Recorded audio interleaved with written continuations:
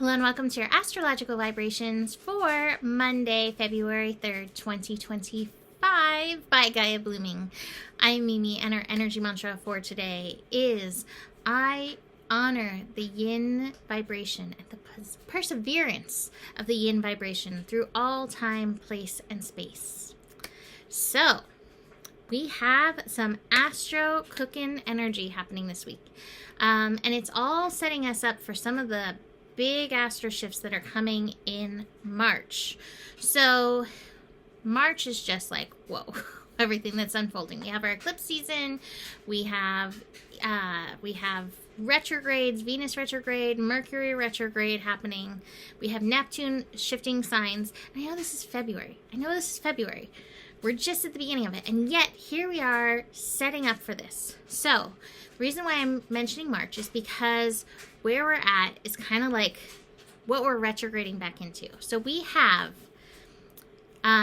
Venus today at the final degree of Pisces, which does connect to all time, place, and space, which is why that's part of our energy mantra. Part of the why.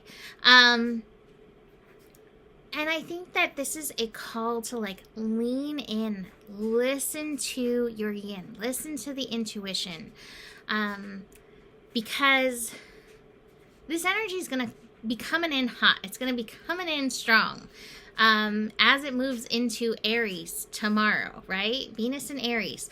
It's going to be moving so slowly. It's only for the entire month of February, pretty much, only going to go 10 degrees. That's it. And then it's going to retrograde back on out into Pisces, which is where Venus is currently hanging out with Neptune and the North Node and the Moon this weekend. We're moving past that right now, but this energy is really potent, and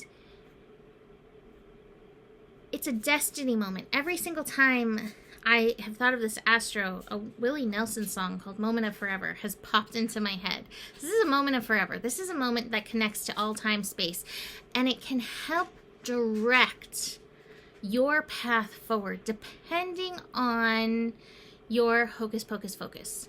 What are you focusing your energy on? What are you looking at? Where are you allowing your daydream? And where are you listening to like the beguiling energy of your heart and letting that pull and lead you in this energy? This is beautiful energy. But again, like I said, it does connect to all time, place, and space.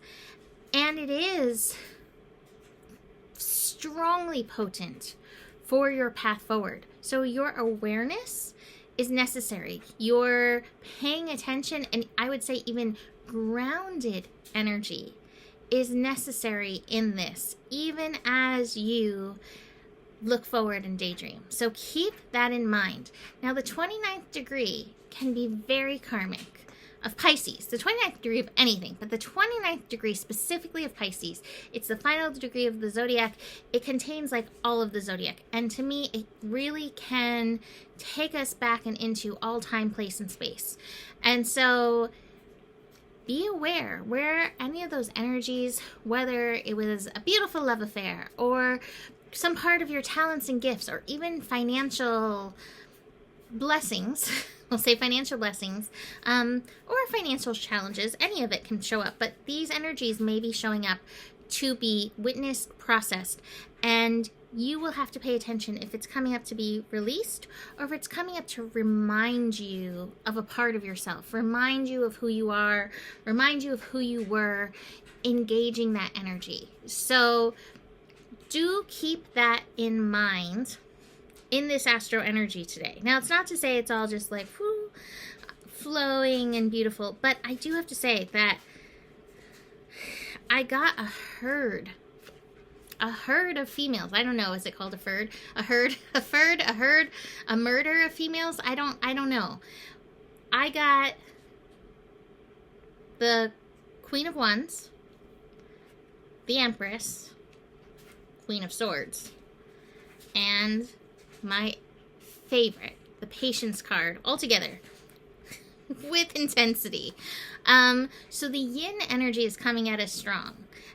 And again, I feel like this is prep for Venus moving into Aries, but we are prepared for the next sign by the previous sign. So moving through whatever energies are coming up for you to look at, release, but also hone in on and hold as a vision and a daydream is so potent right now for what this Venus retrograde in a month, but what this Venus experience over 10 degrees. Venus usually takes about a month to move through a sign. So just to go through these 10 degrees is going to be so potent. And I have to say, even though this is for tomorrow's scope, Venus in Aries is giving me Edie Brickell, What I Am vibes. So that keeps also popping up into my head.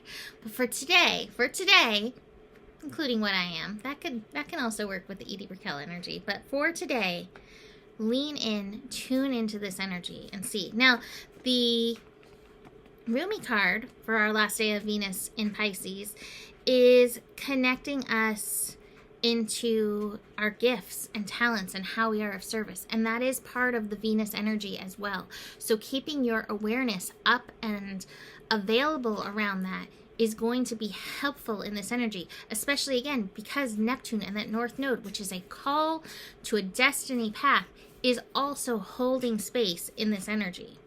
So this is big stuff. This is big stuff that's gonna extend for a little bit. And I feel like the yin's gearing up. Okay, Mars, you've had your time in this retrograde. You're finishing up. We're up. And Venus is ready. It is time to retreat. Retreat within. So, that's not only that today, though. It's definitely an interesting astro day overall. We have the moon finishing up in Aries today. It's meeting with Mars. It's only meeting.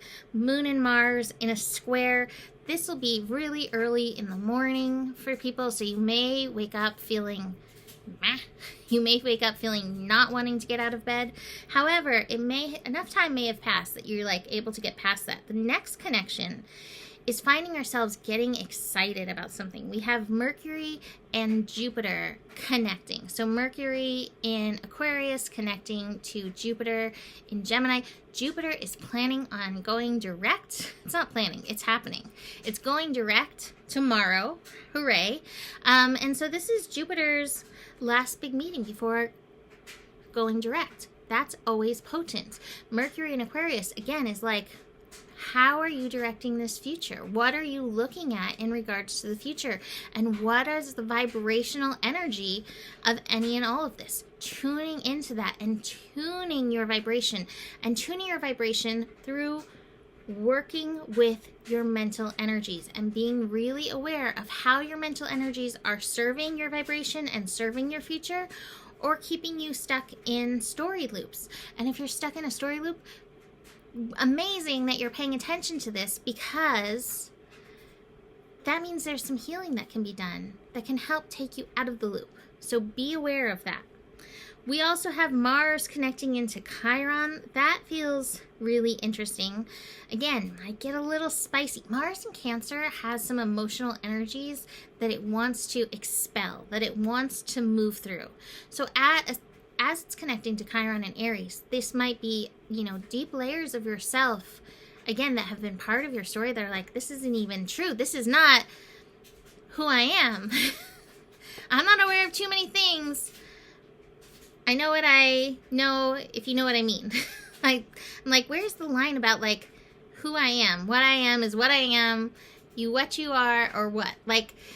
This might be part of these Mars Chiron connections, releasing some of these energies again as you're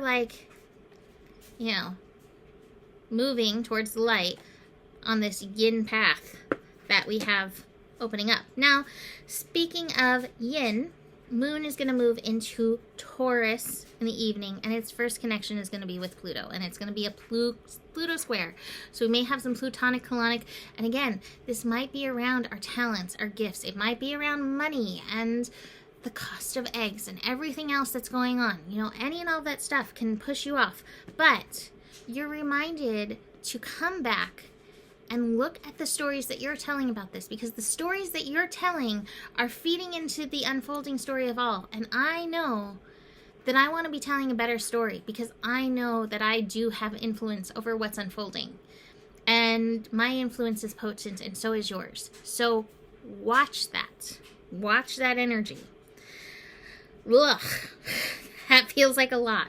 But again, this is where your awareness is going to be important, because what are you feeding into? Are you feeding into the shadows that are all around? Or are you feeding into where we are moving at the speed of light into the light?